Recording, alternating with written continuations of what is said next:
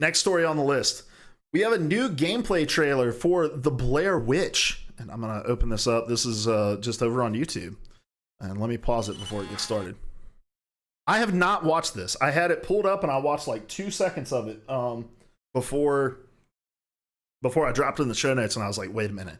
I really just want to watch this with people. So let me get this pulled up. Here we go.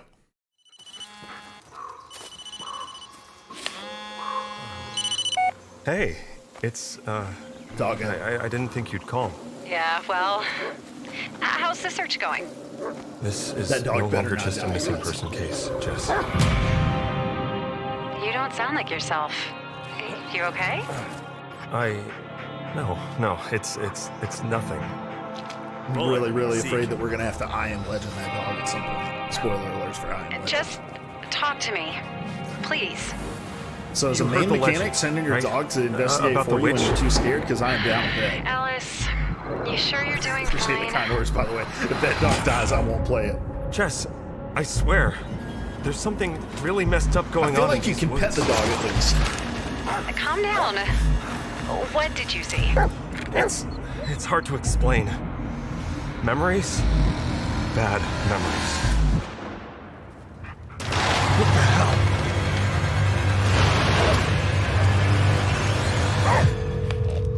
Jess, you there?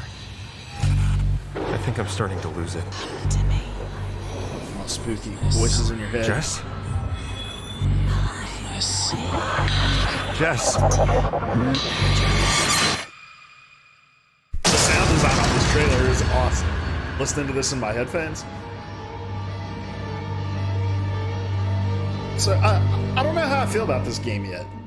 I'm interested to hear you guys' thoughts. I'm interested to see what you guys think because when they first showed this trailer at E3, I was like, man, is this the next Outlast game? Because, you know, it had that mechanic of you're looking through your camera and you're walking around. And then when it slowly became more and more apparent that, oh shit, this is a Blair Witch game. I think people were excited because the Blair Witch is such a pivotal franchise in just horror history. And it means a lot to the horror genre in general. And I think that this style of game can do it a lot of justice. But I just wonder if it may be a couple years too late because Outlast did it so well, especially with the first one. And I know other people enjoyed the second one, but Outlast is such a good franchise. And I don't know, this seems so closely linked to that style. And so I just wonder in my mind if this is too late. But I think that behind the name Blair Witch, it's going to generate a lot of buzz. It's going to generate a lot of sales. August 30th is a weird release date to me. Think I would have rather seen it come out in October, closer to Halloween. I think that would have been really cool. But no, that trailer looks interesting enough. I'm not a huge Blair Witch fan. I recognize that Blair Witch is an important part of horror history and that kind of like canon of horror. But it's not particularly my cup of tea. But the trailer looks cool. It looks spooky. Looks like a game I probably won't play. I love horror movies. Big fan of horror movies. And but I, for some reason, have such a hard time playing spooky games. I don't know what it is. I get myself freaked out because when I play it, I'm like, all right, I'm going all in on this experience. Lights down, headset cranked up. I'm in this game. I'm going to play it. And I get so in my head about it for some reason. Like I can watch a movie and separate myself from it and be like, oh, it's just a movie. Nothing's going to happen. I remember one time I was watching, it was me, Larry, a guy who used to do the Player 3 podcast with us named Diz. And I think Ben was with us as well. We were watching Insidious in my basement. And he said something. He said, whenever I watch a horror movie, I always just remind myself, like, nothing freaky happened to me yesterday or the day before that or the day before that. Why is it going to change just because I watched a horror movie today? And that really stuck with me. And that mentality has carried me through many a horror film that I've watched. But for some reason, it does not work in disconnecting myself from from spooky games.